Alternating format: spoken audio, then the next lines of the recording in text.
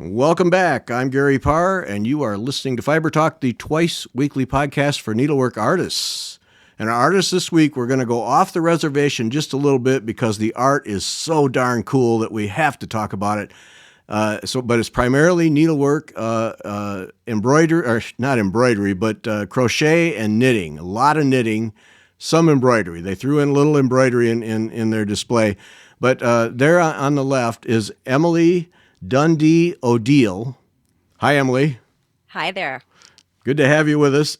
Yeah, thank you so much for having us. Yeah, and then Ken Lee Chapin. And hi, Ken. Hey, hello, everybody. Just so male and female, so the listening audience should be able to determine that, I would hope. Right. So Ken wrote to me, I don't know, 3-4 weeks ago, and offered to do a show. And because it was knitting, like I said, we're off the reservation a little bit, knitting and crochet. My initial reaction was, that's not going to be a fit till I looked at the art. And then it was, I'm all in. We got to talk about this. So what you guys do, and there's got to be a term, so help me with the term. What you do is these massive displays in, say, a lobby or an exhibition space. Is there a term for this? Fiber art, fiber installation art is often what we'll use. Okay. Yeah, installations. Something like that. Okay. Yeah. I mean, these things are so cool. Well, people will see in the photos and in the video, see these things. But both of you come together to form this business really from two different paths. And Emilie, you're the one who started the knitting problem. Yes, I did. Yeah. That is my fault entirely. So first started out, you just taught yourself to knit, just something to do with your hands and pastime, or how did that get started? Yeah, I was working in Hollywood out in California and working on a lot of movies and television shows. And there's just a ton of sit around and wait time on set. And so I taught myself to knit mainly, like you said, as a way to keep my hands busy, to keep my brain occupied while I was on set for these really long 15, 16-hour days. And it just so happened that I got completely obsessed with it right away, which I think happens a lot with crafters. You find your thing and you just go all in. So Right. I used to knit into the wee hours of the night. I knitted all day on set. And slowly people started to ask me to make things for them. And I did not know how to make anything since I was self-taught, didn't know how to read a pattern. But I also had this background as an actor. And actors are taught to say yes to pretty much any question they are asked. Do you know how to do a triple pirouette? Yes. Do you know how to ride a horse? Yes. So when people asked me, would you please make me this shawl, this cardigan, this bikini, I was just in the habit of saying yes and figuring it out. And it served me really, really well because, slowly I started to design. Well, I guess I designed all of my own pieces from the beginning because I didn't read patterns. But it gave me a certain level of confidence in my ability to design and just figure out how to do things. And so I was doing that for. Let me interrupt you. So as you're learning this and people are asking you, you're not going and finding patterns. You're just figuring out how to. Oh yeah, I still to this day haven't read a pattern. Okay. All right. Bravo to you. Wow. That's not entirely true. I've read a couple of patterns over the years. I don't know that I've ever completed one because I get annoyed and I want to change something. So it's usually best for me not to try to follow a pattern at all. I'm so jealous. I'm always so jealous of those kinds of minds that just work it out. That's just. Well, that though it goes in the reverse too, because I'm jealous of the minds who can pick up anybody's pattern and read it and understand what they're saying. And I write my own patterns for my own reference, but I guarantee you wouldn't be able to follow it. I don't have that skill. Yeah. Wow. But yeah, I mean, that was kind of what it was. I was working with some designers in fashion. They happened to be friends of mine. It wasn't really a goal of mine, but I was doing a lot of knitting. They had a store. They started throwing my pieces into their store. I started spending a lot of time um, working on their projects and sort of in the background working on my projects in the back of the studio. And after a couple of years of doing that is when I decided to open my own shop, which was about a block away from where I was working with my friends, which seemed very, Yeah. very far away at the time. And it was kind of the same thing. I didn't know how I was going to make any of that work. I had just picked up the knitting machine. I had been hand knitting for about 10 years at that point, but I had just picked up a knitting machine maybe a month earlier. Mm-hmm. And that's when, through a series of events, it just sort of unfolded that I opened up this shop that I had absolutely no business opening. I had no money. I had no clients. I had no plan. Um, but things fell into place and it felt like the right time to do it. Mm-hmm. And I thought, I have just enough money in my bank account to get me through 3 months of what is likely to be a completely humiliating uh, uh, event for me. And I was terrified of looking stupid and Mm-hmm. opening up a business that I shouldn't have opened and not knowing how to run it, not really knowing how to make clothes. Um, and I decided that would be really good for me to just try it anyway and Uh-huh. to be willing to fail and to be willing to fail publicly. Yeah. And I just decided like that would be probably good for me and the strength of who I am as a person. Yeah. And I got really incredibly lucky. Just like when I was on set, just people would randomly walk into my store and ask me to make things for them. I ended up working in the entertainment industry quite a lot, doing a lot of movies and television and commercials and music videos. Um, and it really kept me afloat, such that while it wasn't always easy peasy and there were challenges, it was about 6 months after I opened the shop that it dawned on me that I had made it past my 3-month Oh. failure mark. Uh-huh.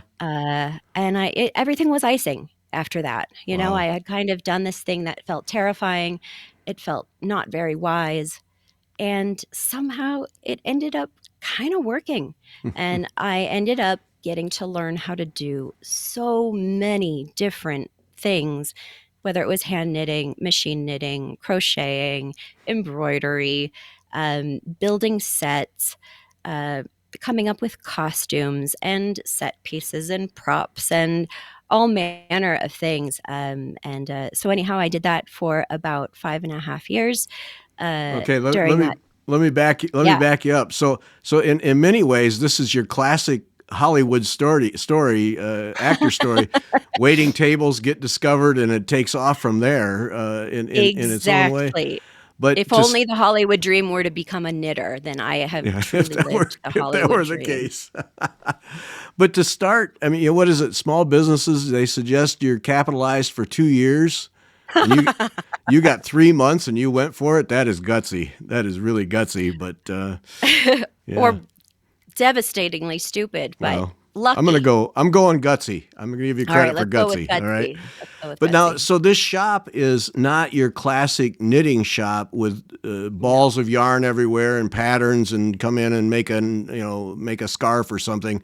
This is all basically clothing and fashion oriented shop. Correct. So the way that it was set up is that I was And the we're only gonna get to one. you in a minute, Ken. Don't We worry sure about are. it. I'm going to Oh, blow through all of this, my love. I love her story. um, yeah, the way that the shop was set up is that I made everything on site.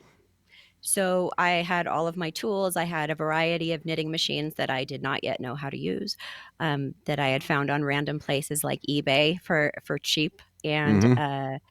And so I spent the first several weeks there just knitting and knitting and knitting into the wee hours of the night, trying to figure out what this shop was going to be.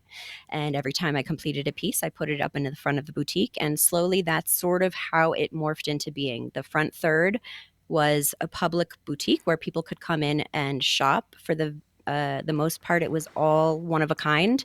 I made a handful of duplicates, but I got bored really quickly doing that, so I Yeah. had a tendency just to make all one of a kind pieces. So customers were able to come in and shop in the front and watch me work in the back.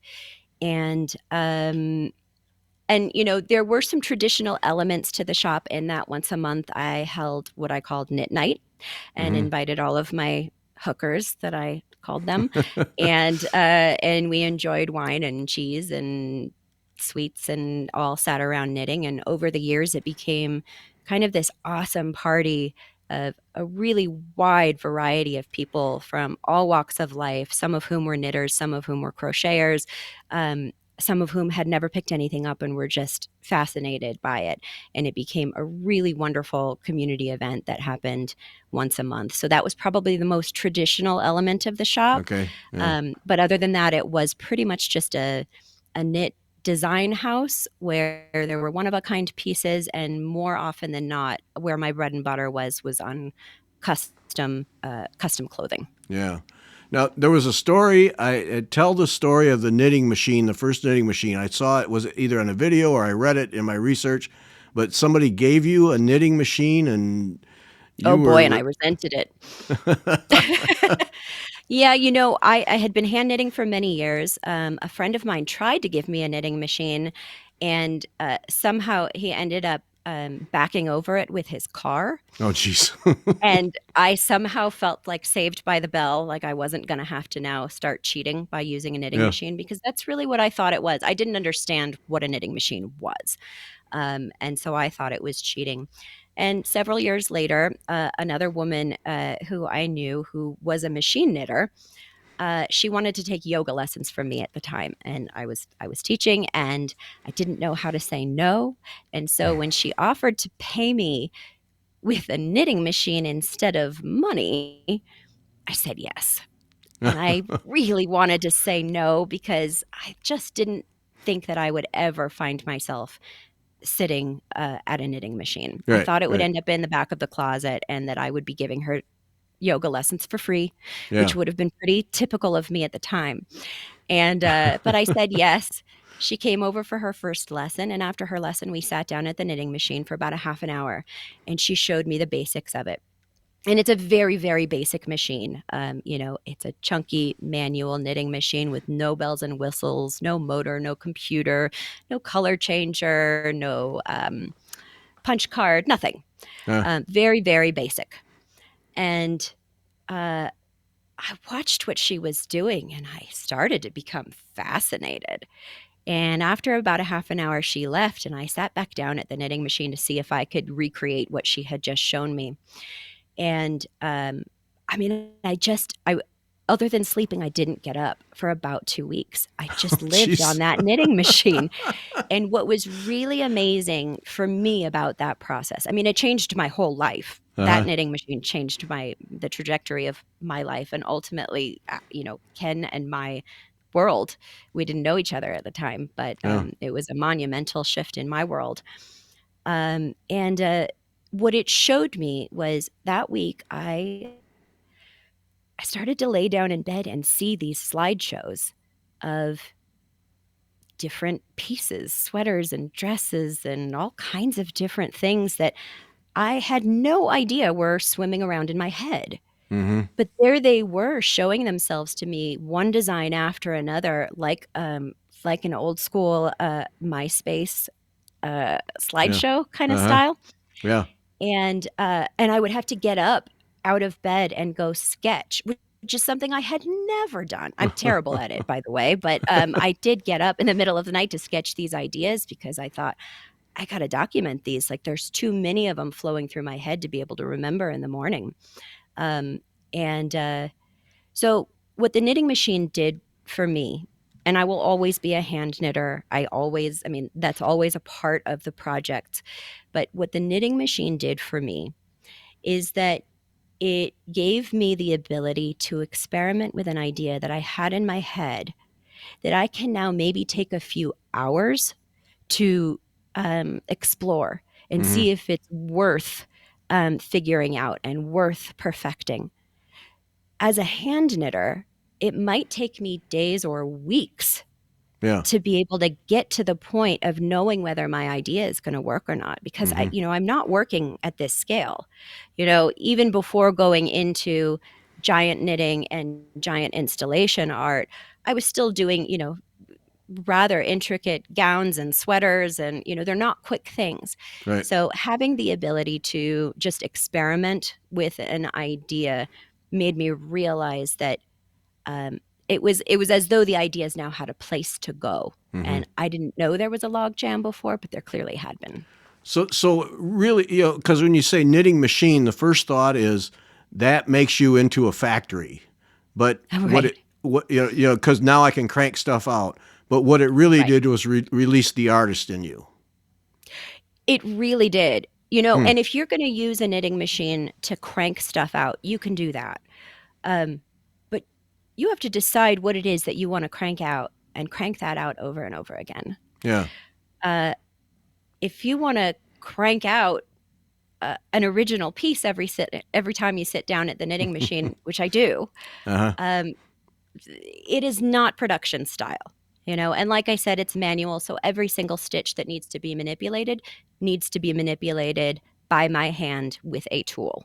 Yeah. So, I'm sitting there constantly moving the needles around and moving the yarn and increasing and decreasing and cabling and all manner of different things. So what it really does is once I've set everything up for my row, I can do the entire row in one fell swoop rather than doing it stitch by stitch. Right. But by the time I get to the next row, chances are I'm going to have to make some adjustments again. Start over, yeah. Because I watched one video, and it looked like watching you set that up, what little there was there, reminded me of a weaver setting up a loom. That Absolutely. So involved, and I guess it essentially is the same tool, just a different medium in terms of... Yeah, it's a really similar process. Obviously, the way that the warp and weft and all of that works Right. with weaving is different, but the idea of being really attentive to your machine, Yeah.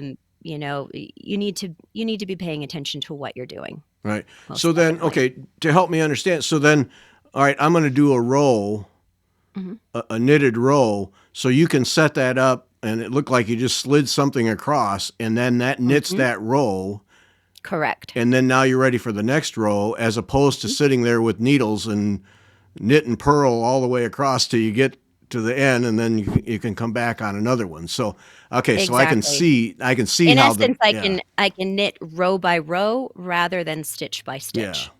But I can see how that frees up your mind now, because now you can start to, these ideas can start to come to fruition without the time consumption of the needles. Yeah. Exactly, because so much of that time is spent, in essence, knitting and purling something very simple until you get to, a change in the stitch or Right. a change in the shape of the garment. But in between, there's so much knitting and purling that if you can kind of plow through that a little bit quicker with a knitting machine, then Yeah. that's really useful. Yeah. That said, the knitting machine is not the appropriate tool for a lot of things. There Yeah. are certain things that are much easier on needles than they are on a bed of what are, in essence, latch hooks, Mm-hmm. and vice versa. Yeah. All right, I'm going to leave you right there in the process. I'm going to go over to Ken, because now, Ken, you come to this, what curator, artist, producer, tell your story, and then, so we can bring you together. Yeah, yeah. I would say most of my time historically in the art world has been behind the scenes, herder of cats, that sort of thing. Mm-hmm. And over the years, I started doing some installation artwork. I don't know, 15, 20 years ago. Frightening number. Which I think is probably one of the, in terms of sort of hands-on creativity, is one of the ways that I show up in our partnership. But I do love to produce things. I love being on the phone with people and figuring things out and chasing down venues and sponsors, and I love all that stuff. I guess that's my yarn. Yeah. Is people and community.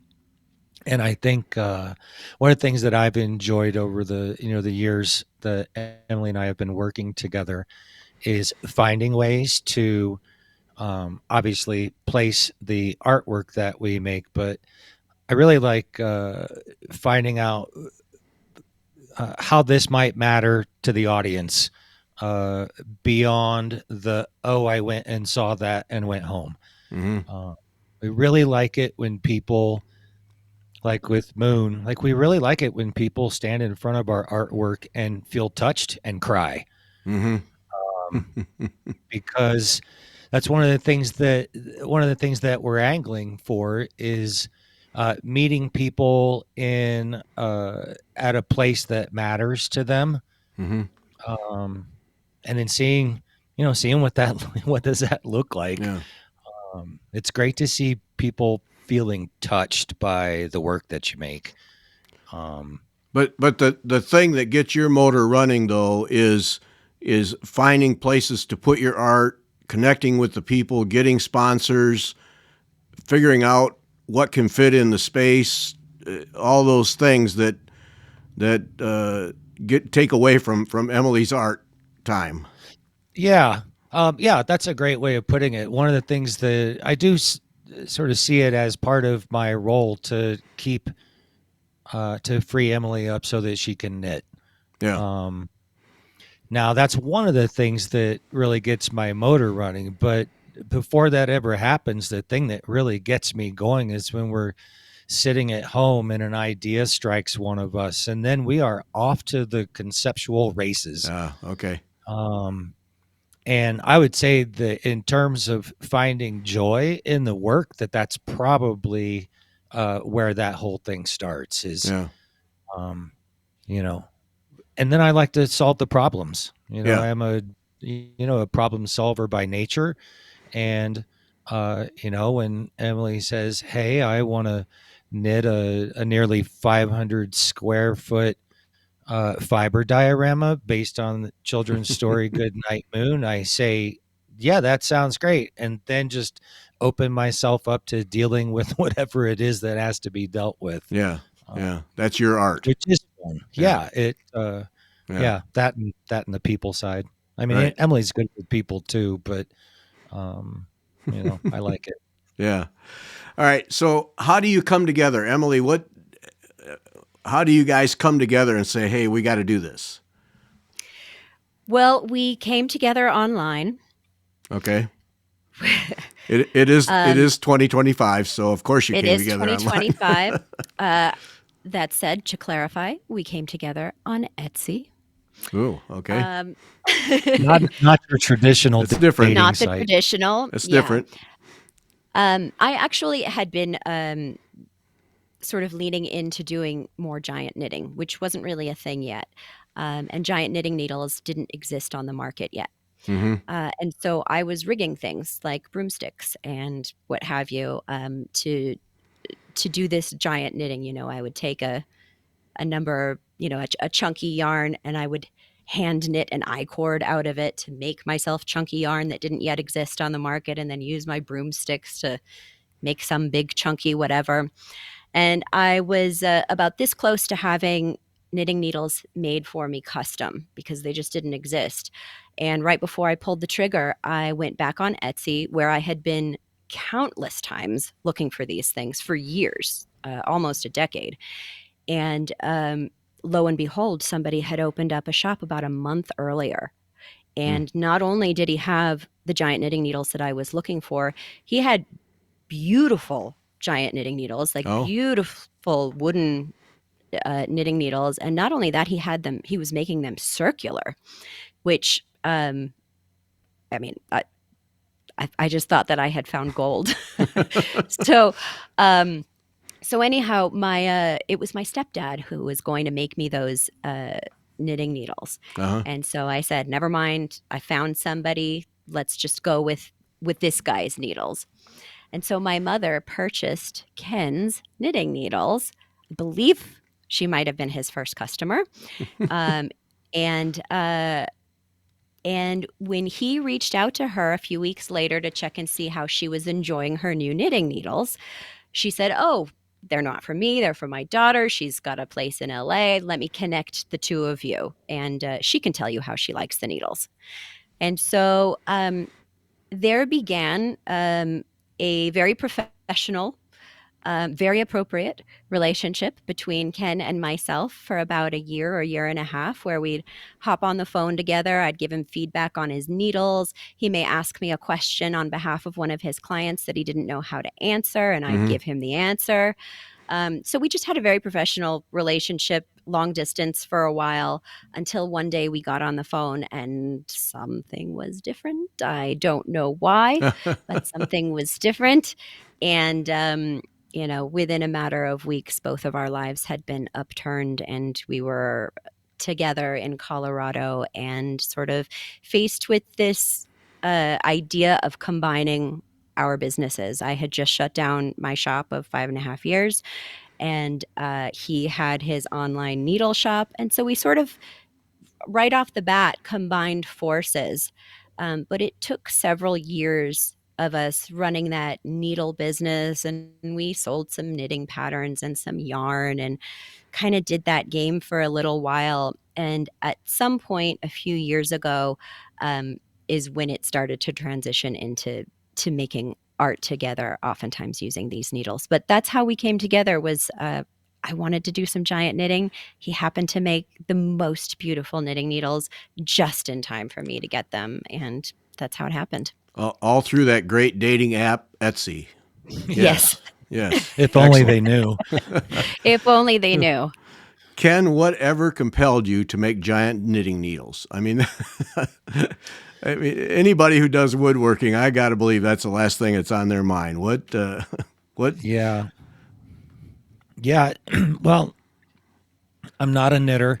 Um, it just happens that, during that part of my life, I had started an innovation lab. I was really into design as a methodology for uh, leading and developing and engaging teams across sectors.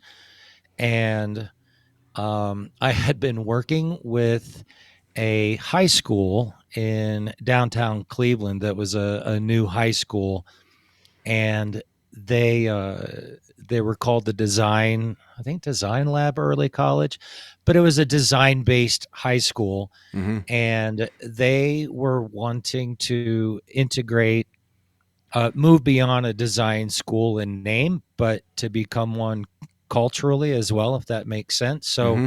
for about a year and a half, I worked directly with the students and the faculty and the parents and the community at large to start to integrate different design principles into the culture of this school. And um, I was in a workshop, with this group of kids, and we were doing a design exercise about, there's a lot of drugs, a lot of crime, a lot of incarceration, a lot of poverty in this community. Mm-hmm. And these young people were like, well, I think we were redesigning their life, maybe doing an exercise along those lines. And, um, they didn't want to work for other people. They wanted financial freedom. And I said, oh, you could start your own business, and it's so much easier than it used to be because you don't need a building. Right. You Right. could just start an online business. I was totally talking out of my backside because I had never done that before. I just, I just knew it was true. Yeah. And not necessarily that it applied to them, but that it was true. Mm-hmm. And this is sort of a cart before the horse thing, but without any experience running an online business, I said that it was really the ticket out of poverty. And so I had to hurry up and get some experience. So, because Oops. as yeah, well, it's sort of like Emily in Hollywood, right? Yeah, I can do a pirouette. Yeah. Um, and so, long story short, a friend of mine was a knitter, and she had seen these giant knitting needles, and I thought, well, I can make that. I mean, I can make that Yeah. easily. Yeah. And so, I launched this project basically to cover my butt with the students and go, yeah, see, you can do this. And as it turns out, I wasn't that far off base because, um, we ended up uh, designing and creating the world's largest collection of giant knitting needles, anywhere from a size 19 to a size 200. Oh Um, man. and there was no knitting needle size chart for these needles at the time. Now you can see a size 50 and sometimes you'll see a 70 pop up, but there was no standard. So we had to create our own needle size chart. Um, Circular straights, I think our longest is 8 feet long. We've Holy shipped these smokes. things. Yeah, it's ridiculous.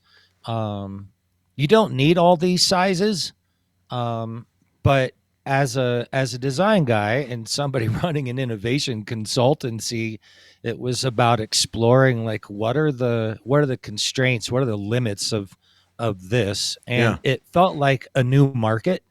um because size 50 was the biggest needle you could find, and not many of those. And I don't really even think many people use size 50s. I think it was just this really big needle that languished out on the periphery of, Uh, of knitting that got hot. And so, we started experimenting with circulars and straights and, um, knitting needles that were straight but not round. So we started making square straights, then we started oh making jeez. square circulars. I think we made a triangular one. We toyed around with an octagonal one. Really just like poking around and exploring the experience that knitters have, and then equipping them, hopefully, with beautiful tools. Yeah. Um, because we really wanted people to be able to create with these things, but we wanted them to stand on their own. Um, and some of our early customers, that was the feedback that we got. These are Mm-hmm. so beautiful. When I'm not using them, they hang on my wall. Oh, okay. These are so beautiful. So they did turn into a piece of artwork in their own right, which was Mm-hmm. gratifying for me. Um, but yeah, that's how I got into making knitting needles, and I'm so glad that I did. Because otherwise, uh, it's unlikely that we would be here telling this story. Right. If I didn't have to cover my butt and make a setting knitting needles so that these kids didn't think I was a fraud. Right. Right. Yeah. Yeah, Open your mouth, go home at night, and go. Now, what am I going to do? yeah, and I got to tell you, that behavior has not changed. Okay. Yeah. We are very much. That was one of the things that I learned about Emily early on. Is we relate to the dynamic of cart and horse a little differently. Um, I don't think that either one of us are really afraid of making mistakes or messing up. So and I think Emily really spoke to this. When you're in an audition and they ask you if you can do something, you say, of course I can, and then you Yeah. just figure out how. And that's how we work on everything. Mm-hmm. Yeah. um Yeah. Everything that whether it was Tom or Frog or Moon or other projects that we're working on, everything that we do is a prototype in some way for the next thing that we're working on. And we don't always know where this technique that Emily has never done before is going to show up someday, but they always do. Yeah. And there are tons of problems. I mean, you can imagine, it's one thing, if you're working from a pattern and somebody makes, a typo or you drop a stitch and you have to figure that kind of stuff out. Well, it is guaranteed that we're always going to be figuring things out for the Yeah. first time, because first time stuff shows up every time we work on something. Whether it's material, technique, how do we hang it, where do we put it, how do two people transport a 500 square foot fiber art installation? Right. Um, Right. because it is just the two of us. So everything that we do is designed so that it only takes the two of us to execute on the project. Okay. All Which right. adds a level of complexity that, if we were like Chihuly and had a Yeah. whole stable of artists working for us, the videos of us trying to move frog around are Wouldn't be so laughable. funny. Wouldn't be so funny. Yeah. Um, I would like to yeah. know how Chihuly gets his pieces all around the world without breaking all of them. I'd like to know Yeah. that. Crates, That's crates, crates. no kidding. No kidding. Okay, so out of all this then comes the company Dundee and Lee, using your middle names, Dundee and Lee, to give a company name. So Emilie, what is the first installation, and how does this? So you have all these visions of now we can do these displays. You know, I've connected with a guy who makes the needles that allow me to knit the big thick yarns, and some of those are ridiculous. I mean, it's like you're knitting ropes with logs. It's it's something else to Yes. see. Yeah. So how do we get started now? What's the first display? Well, it kind of is in reverse order, Of strangely. course, because it's you guys. Um, Yeah. Hmm. um, so several years ago, if there are details that Ken wants to fill in here, that's great. But generally, the idea is that we found ourselves with an opportunity in front of us, where Ken was going to be able to do, and he really should be the one to say what his work is and all of this, but he was going to be able to do an element of work inside of the community that was really exciting, that also required an element of art. And so that was a really wonderful way for the two of us to come together. And when Ken asked me what I would do, I found myself, it felt like it came out of nowhere. It didn't actually come out of nowhere, but I found myself blurting out the words, um, uh, I would knit Goodnight Moon.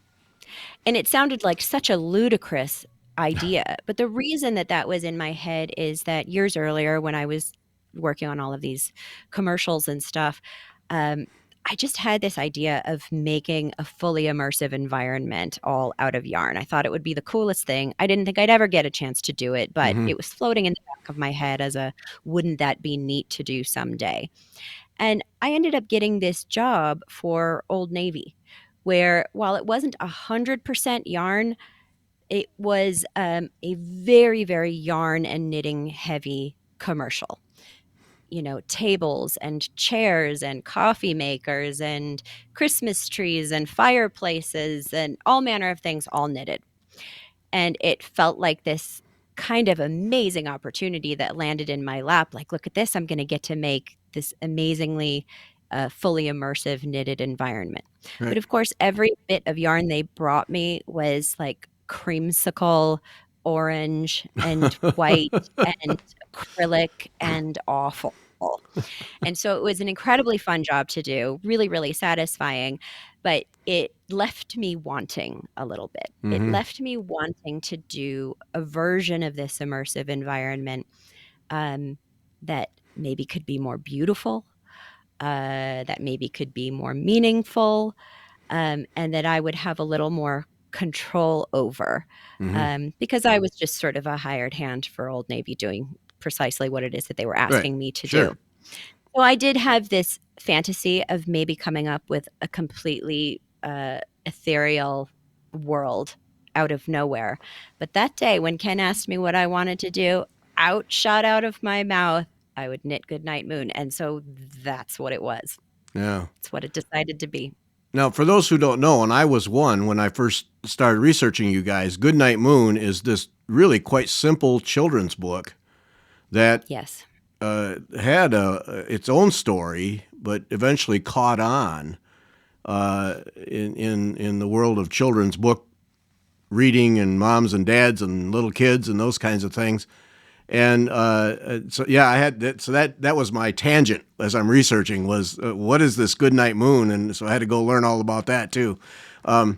So this why Goodnight Moon? Is it something from your childhood? For sure. I mean, it was definitely one of those books Okay. that stayed with me in my childhood, that I found myself reading. I think I shared this with Ken the other day, that I found myself reading long after it was age appropriate. So I was Oh, reading chapter books, but as a fun, just comforting sort of a read, I would break out Goodnight Moon every so often. oh, It just felt like a really special book. And one of the things that we've discovered through this project is that it was apparently a really special book for a whole lot of people. We actually delayed our project by a year um, because Goodnight Moon was turning 75. oh, And so what that meant is that it was entering the public domain. And what that meant is that we were free and clear to make any kind of artwork based on Goodnight oh, Moon that we wanted. okay. We didn't need any permission or copyright issues. And about, maybe 3 weeks before we opened, we got a call from somebody who was participating in one of our tangent projects that Ken thought up, which is called One Story, Many Voices, where people across the world recorded themselves in 40 plus different languages reading the story Goodnight Moon. So one of the ladies who was participating in that gave us a call and said, "Hey, just want to make sure that you're allowed to do all of this. I want to participate, but I don't want to do it if this is a copyright infringement." Right, right. I said, "Oh, no worries. We're at 75th anniversary, going into the public domain, free and clear, no problem." And she We've said, been tracking this for a "Oh, we've been year. tracking it. Oh, Yeah, we've been okay, okay. every Oh single yeah. blog, every article, where we see that it's going into the public domain. How exciting." So she says, "You might want to check your sources again because I don't think it's going into the public domain." And I thought that Uh-oh. she's got to be wrong. That's ridiculous. We went back and every single blog and article that we had read had retracted its information and Oh said, no. "Oh, so sorry that we told you this was going into the public domain, but as it happens, they've extended their copyright for 20 more years." Oh no. So we panicked. Yeah. Here we are. I mean, we have Yeah. put many, many, many moons of our lives into this project, and we're weeks away from opening, and all of a sudden, like, we might have done this wrong. you know, Mm. we might not actually have the permission to do this because life is just bizarre. Um, the way that it worked out is that we realized a few weeks before opening that my mother, who was once upon a time a midwife who did home birth deliveries, just so happened to have delivered the child of Thatcher Hurd, who is the son You've of the got to be kidding illustrator me. Goodnight Moon Clement Hurd. And not only did she deliver his child, but her birthing partner keeps meticulous records and still had his home phone number, Oh, for crying out loud. which she gave to us, and he picked up. Holy So smoke. we find ourselves on the phone with the son of Goodnight Moon's illustrator, sharing with him all of our worries about the fact that we're now not in the public domain. Right. And he says, "I don't think you have anything to worry about. The project that you're doing, shouldn't actually infringe on anything. But since it takes forever to go through the HarperCollins process, would you like the name of my contact at HarperCollins to speed this along?" To Yeah. which we said, "Yes, thank you very much." And fortunately, within about a day or two, we had the blessing both of Thatcher Hurd and of HarperCollins Publishing. Holy smokes. Oh, Yeah. when you first found out that it wasn't going into public domain, I can't believe your hearts, sleepless Oh, Oh, my nights, just everything. dropped. Yeah, Yeah. yeah. Oh. No, we got very, very lucky, and we've continued to have a lot of wonderful fortune and great support across the board, including from HarperCollins Publishing. Yeah. They've been really wonderful. Wow. What a story. Okay, now for people who don't know, the Goodnight Moon giant diorama that you guys put together is kind of the central part of the story, is that right? Where it's a room with all of these elements. Yeah, the story takes place in a single bedroom, and there are different views of that bedroom throughout the book. Some close ups and some full room. Um, And so pages 9 and 10, right at the center of the book, are the broadest view of the entire room. You get the greatest view of everything in there. So we based the installation off of those 2 pages. Okay. That said, Clement Hurd had a funny little habit of drawing things very differently from page to page. So there was a little bit of just deciding between the two of us, which version of the clock are we going to do? Which version of the mouse are we going to do? So we have morphed some of Clement Hurd's different versions into our final exhibit. But yeah, that's the 500 square foot is that entire bedroom. So the centerfold of the book is what you guys built. Correct. Wow. Exactly. All right. So Ken, did you have a space for this initially, or are we building and then finding a space? Oh yeah, we built it and then found the space. Okay.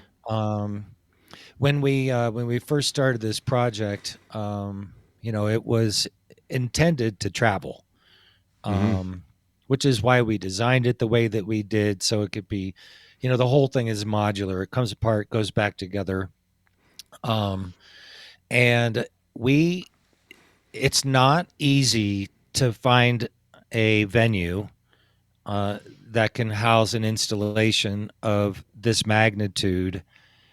Because timing comes into play. If you're a community art center or a gallery or a museum, you're likely booked a couple years in advance. Sure. And we have a spontaneous streak that runs through us, and so we've got this giant installation going. Okay, well, 2 years for them, 2 years for them, and so we live in Southern Colorado, and we have this absolutely wonderful studio on the 3rd floor of what is one of the best Western art museums in the United States. I mean, it is spectacular. And just down the street, there is this old Studebaker garage that had been renovated into exhibition, event, meeting, artist live work, lofty kind of thing. And they left the garage portion of this building is an entire city block. And in the middle of the city block is a place called Space to Create, and it's a 20,000 square foot garage that everything had just been remodeled. The floors were redone. I mean, they were concrete floors, so they were washed and polished and that sort of thing. Yeah. But a 20,000 square foot, I mean, the ceilings in that thing got to be 40 feet. I mean, it is amazing. And when this building, when it had its grand opening, Our Piece Frog was like the centerpiece art wise for the grand opening of this thing. And then we're like, hey, we've got another piece. Can we put Goodnight Moon in there too? And they said, yeah, sure. And so originally we opened on May 5th, I believe, and we were only supposed to be in there for a month. But immediately when they saw it, they're like, hey, would you like to keep it in there for another month? And we're like, of course we would. Yeah, we just got done putting this thing up.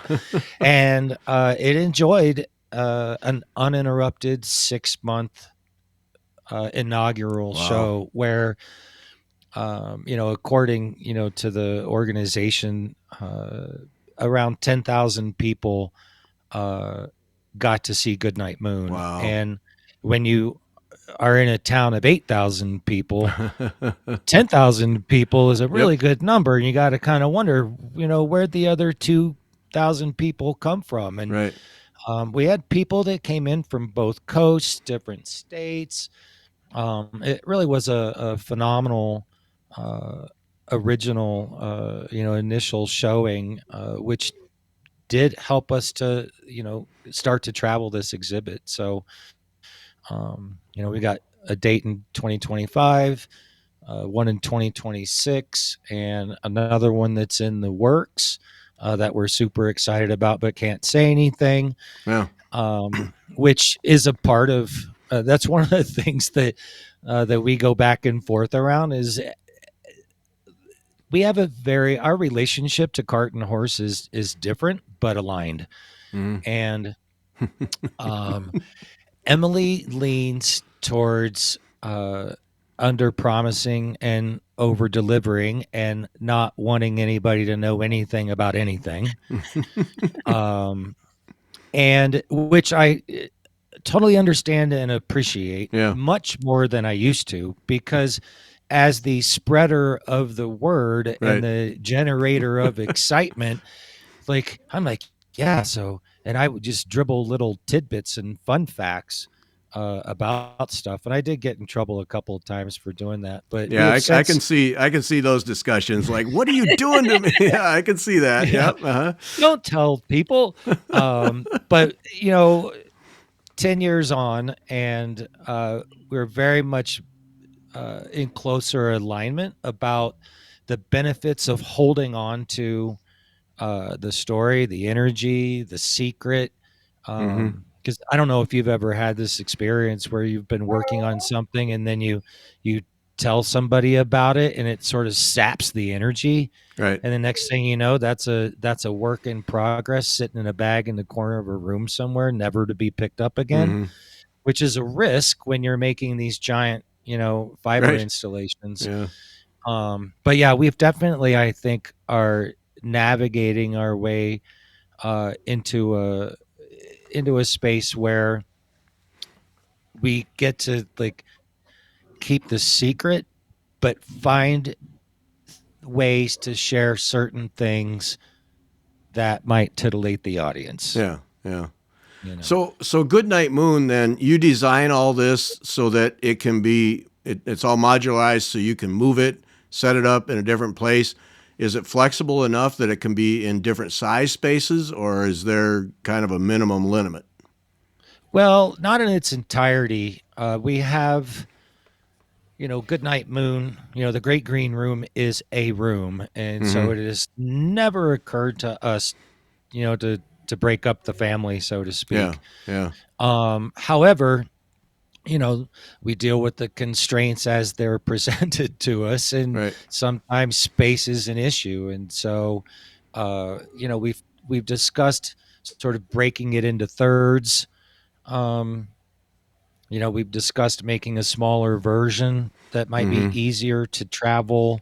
But so far, we've really held out for a suitable venue that can hold the installation in its entirety, so that people, because really what's happening is, this is an imaginary world. I mean, when Margaret wrote this book, it was a landmark book, and it was really groundbreaking because of her approach to children's literature, moving from fairies and make believe to realism. Mm-hmm. Um, and I know that I read this book to my son when he was little, but I do not have the same memory and emotional attachment to it that Yeah. Emilie does. And um, finding suitable venues. I sort of lost my train of thought there. Yeah. Suitable But venues that can take this thing in its entirety is a real challenge. And so, one of the things we've done to sort of work around that is moving into theater spaces, okay. because small communities might not have a venue suitable for 500 square feet, but a lot of them have a theater. Right. And so, And I'm sure many are and looking to do there's a something with Goodnight that Moon theater too. Yeah. musical. Yeah. Absolutely. So, we've had to get real creative and figure out like how, what are the different ways that we can travel this show into communities that otherwise might not see it, like Trinidad. A piece of art like this doesn't travel to Trinidad. Yeah. So for us, it was really important that we launch from the community where we live and work. Yeah. Right. And Yeah. people really seem to love it, and we love that. So, Yeah. you know, We're going to do Goodnight Moon. We're going to do The Room. But now you got to actually execute it. And I got to believe that that is a ton of trial and error knitting. Oh goodness. Yeah. It was I thought, given my background and given the fact that I'm the one who decided to do this, that I had a pretty good handle on what was going to be required of me, and I did not. Uh, Um, it was much more massive than I had anticipated, and what I found is that every day I would make a list of everything I needed to get done, and by the end of the day, somehow the list was longer. uh, And it happened every single day because we counted, and without counting duplicates of anything inside of the room, and without counting elements of any particular element inside of the room, there are 52 different designs inside uh, of this room, mm, most of which have several elements going on inside of them. So there was a lot to do and a whole lot of trial and error. That said, we were on a deadline, which is very helpful. We both work very well on a deadline. If we had given ourselves longer, we would have taken longer. As it was, we literally were putting the finishing touches on the installation 1 minute after the curtain was supposed to go up. oh no. So we definitely take every bit of time we give ourselves. But yeah, it was just months of constant knitting, and talking to myself about something being good enough. Mm, Good mm, enough is good enough because it has to be good enough because there are now 51 more things to make. yeah. Yeah. So, I can be really, really persnickety about things. And I did my best to be Ken's face. Um, but sometimes, yeah, I can be a little bit persnickety, and I really had to talk to myself about it because we just didn't have enough time to be Yeah. that persnickety on every single piece. Um, but yeah, just constant trial and error. There's Yeah. definitely no pattern book out there for every single element of Goodnight Moon. Yeah. Well, that was one of my questions. That artist question of when is it finished? When is it functional? When is it doing the job? And I need to stop because I'm driving Yeah, myself nuts. I mean, I can imagine you went yeah. through that 52 times 20. Yeah. A absolutely. And like I said, having the deadline is helpful because, if you don't have a deadline, you don't have a hard stop, that question is much more difficult to answer. When am I Right. actually done? Right. Which is why some of us have half-finished pieces in our studios for years. Mm-hmm. Um, so deadlines are incredibly helpful. It's done because it has to be done. Yeah. Yeah. Well, I'm sure we can line up 1,000 artists and they all have the same issues. So no problem there Absolutely. whatsoever. Yeah. All right. So we finish this thing. It goes on display. Huge success. I mean, an 8,000 resident town and you get 10,000 people. They keep extending the thing. I mean, this has just got to be beyond your dreams to have this be so successful. And then is it moved on? Do we have other locations for this? How many times?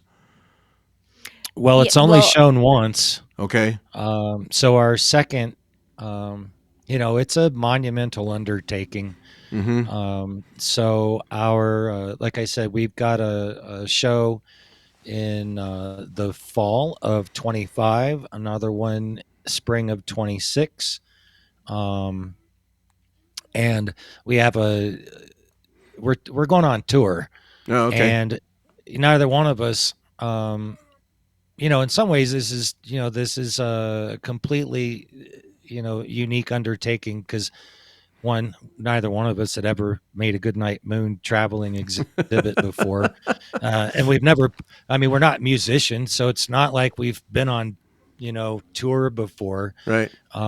And we hadn't really, had to get into the world of, museums and to scheduling out in advance. So there's Yeah. been a bit of there's been a bit of a learning curve. But I also think that one of the things that one of the ways that we soothe ourselves uh, is everything's happening exactly the way it's supposed to, and the reason that we know that is because that's what's happening. Mm-hmm. And so while we might have gone, oh yeah, let's take it down out of Trinidad and take it immediately to some other place and just be nonstop Goodnight Moon for the rest of our lives, and the universe had different plans. Uh, it's taken time to figure out how to get this thing to travel to different places. Yeah. And so while there's a part of us that, might wish that this were already underway, um, I think I'm excited because I think if we had tried to push it, then the opportunities that are starting to present themselves that are so far out of what we would have imagined Yeah. probably would not have happened. Yeah. So, we're Yeah. happy to wait, and we'd rather not have to, but we will. Yeah. Yeah. For those listening, the sound in the background is the dog, but that's okay. I apologize. No. Hey, we've had cats, we've had dogs, we've had trains, we've had trucks. It's no big Yeah. deal. We're used to it. He's a great studio dog, but he is kind of pushy. All right. Now, of course, now we're completely out of time, but I got to know more things. So, Emily, talk to me about the materials. It yarns, and you already had the needles. I mean, that you had an inside track on the needles, but what did you learn about the materials to knit all of these and crochet all of these pieces? Was that a challenge just in its own right to find stuff thick enough, quality enough? I mean, because you can't just use cheap acrylic, I got to believe. Well, and we're talking specifically for Moon here. Yeah, sure. Yeah. You can and must use less expensive yarn on something like this. Yeah. Okay. You just must. I wish that we were using merino wool for this entire installation. Not a reasonable way to spend our funds. Right. though. Could never afford it, I'm assuming. Could never afford it. So they're, requiring so much yarn, which I couldn't even have imagined how much I needed before starting all of this. So that was tricky too, trying to figure out how much yarn to order. We got very lucky and ended up doing our second project before Goodnight Moon, which was Frog. And we used the same yarn for that. So I did get to have like a little bit of a preview of it. But for Goodnight Moon, almost all of the yarn, not 100%, but almost all of it is your very standard number 4 acrylic or acrylic blend. Oh. And the way that we have numerous textures in here, which is a challenge because my knitting machine carriage is broken and has been so for several years now. Oh, so I no. literally only have one setting on my knitting machine. Oh, so no. that's been a really fun constraint to work with. So one broken knitting machine on one setting and one weight of yarn. So the way that I handled that is some of it is a single strand, some of it is a double, some of it is a triple, some of it is 11 strands. And I just made the yarn as thick as I needed it to be for whatever project I was working on. I changed up the textures as often as I could to keep myself interested, and so that not every single thing in the room looked exactly the same. If I had had a year, I would have done a lot more of that, but I did as much as I could to make things interesting. But other than the bunnies, which are made out of a jumbo chenille yarn, and the kittens that are made out of a chunky faux fur yarn, everything else is a number 4 acrylic or acrylic blend. Just because just of pure in some economics. form of combination. Because of economics, Yep. For simplicity's sake, the reality is, like, yes, I could do more with more yarn, but Right. sometimes having those constraints is very helpful in streamlining it. And, Mm-hmm. I think this installation looks really, really clean, which I love. I'm not a big fan of mess. Yeah. Yeah. And I think that forcing ourselves to use very, very simple yarns and only changing the texture by changing the stitch or adding an extra strand or two of that very same yarn kept everything really clean and smooth. Yeah. Yeah. Have you modified things, improved things during its run, or is it as you set it up? It is pretty much as we set it up. Now, the very first weekend, the mouse was stolen.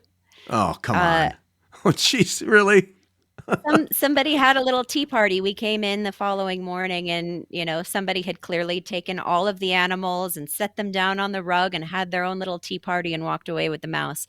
So that is not the original. That one did have to get remade that first weekend. But no one stole the second one, fortunately.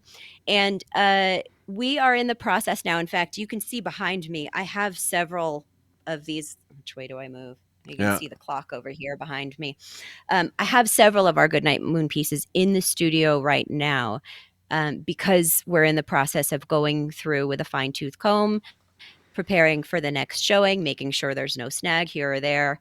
Everything's in really good shape, but before we take it back out, we're going to go through it with a fine tooth comb Yeah. and make sure Yeah. everything is good. Yeah. Oh, But boy. that I will say that is one level of frustration, that on the one hand, since we were so rushed and nothing is perfect, and we could point out all of the flaws in all 52 different Well, designs, yeah. and feel compelled to redo them. And there's a part of me that thought I would want to redo them after we took it down.